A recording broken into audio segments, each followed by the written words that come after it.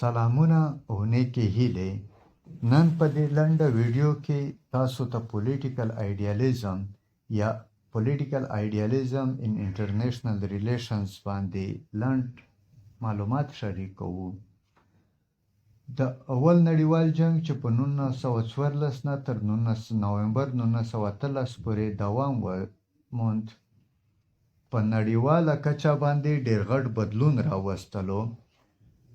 د دولتونو ترمنځ اړیکې پیچلې شولې ځکه چې اول ځل دولتونه د نړیوال جنگ څخه راوتلي وو.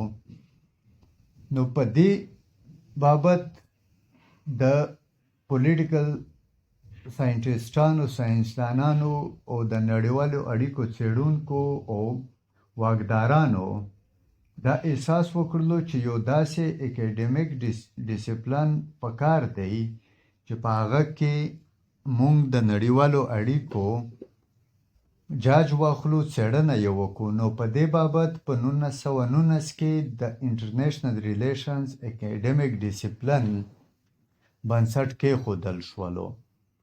نو چې کله انټرنیشنل ریلیشنز یو اکیډمیک ډیسپلن منځته راغی، نو را روان سیاست به تر کوم کالبوت لاندې څېړل کیږي، په نظر کې به نیول کیږي. په دې کې 3-4 نظرونه په مقابله کې شول، د یو په مسابقه کې شول. په دې کې یو کرنٹ هیسټري اپروچ و، بل نیشنل سوشلیزم اپروچ و، او بل سیاسي آیډیالیزم اپروچ و. خو په دې سیالۍ کې سیاسي آیډیالیزم بریالی شولو. د 1919 نه واخله تر 1941 پورې د نړیوالو اړیکو څېړنه هم د دې سیاسي آیډیالیزم د کالبوت لاندې وشوله. دا څه شی دی؟ آیډیالیزم د نړیوالو اړیکو څخه د جنگ ختمولو، لوږې، نابرابرۍ، ظلم، زور او تاوتریخوالي له منځه وړلو باندې ټینګار راوړي. د دې بدیو لرې کول د انسانانو په وړاندې شریک هدف دی. آیډیالیزم د دې بدیو څخه د پاکې ټولنې امکان ویني د دلیل، ساینس او ښوونې په مټ. په نړیوالو اړیکو کې سیاسي آیډیالیزم د نظریاتو یوه ټولګه وړاندې کوي چې په ګډه د جګړې مخالفت کوي او په اخلاقي ارزښتونو د انحصار له لارې د نړیوالې ټولنې د سمون ملاتړ کوي او د نړیوالو بنسټونو او نړیوال قانون پرمختګ ته زمینه برابروي. آیډیالیزم باور لري چې که چېرته موږ اخلاقو ته زمینه برابره کړو، نو د نړۍ څخه یوه مثالي نړۍ جوړولی شو. دوی باوري دي چې په اړیکو کې د اخلاقو او اخلاقي ارزښتونو په پیروي کولو سره قومونه نه یوازې خپل پرمختګ خوندي کولی شي، بلکې د نړۍ څخه د جګړې، نابرابرۍ، استبداد، ظلم، زورزیاتي او زور له منځه وړو کې مرسته کولی شي. د آیډیالیسټانو لپاره سیاست د ښې حکومتدارۍ هنر دی. د دوی په اند سیاست د کورنۍ او په نړیواله کچه د انسانانو لپاره ښه ژوند درناوی چمتو کوي. د آیډیالیزم ځانګړي اصول: اول،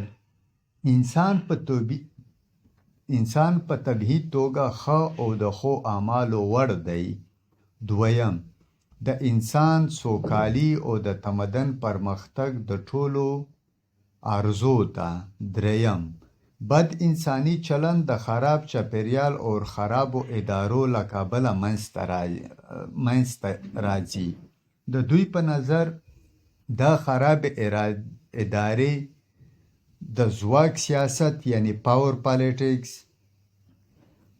نیشنل سیکیورټي، نیشنل انټرسټ دي. څلورم، د چاپیریال او بنسټونو د اصلاحاتو سره بد انساني چلند له منځه تللی شي. پنځم، جګړه د اړیکو تر ټولو خراب او دردونکی مخ دی. شپږم، په نړیواله کچه د اخلاقیاتو نړیوال قانون او سازمانونو په رامنځته کولو سره د جنګ خاتمه کولی شو یا یې شدت کمولی شو. اووم، د جنګونو د ختمولو لپاره اړینه ده چې په نړیواله کچه په شریکه کار وشي او هغه لارې وتړل شي چې جنګونه راپاروي. د دې نظر پلویان مهاتما ګاندي، د امریکا ولسمشر وډرو ویلسن، ریچارډ کوبین، برټرانډ رسل او داسې نور نوموتي سیاستپوهان یا پولیټیکل ساینټسټان وو. مننه. کور مو ودان.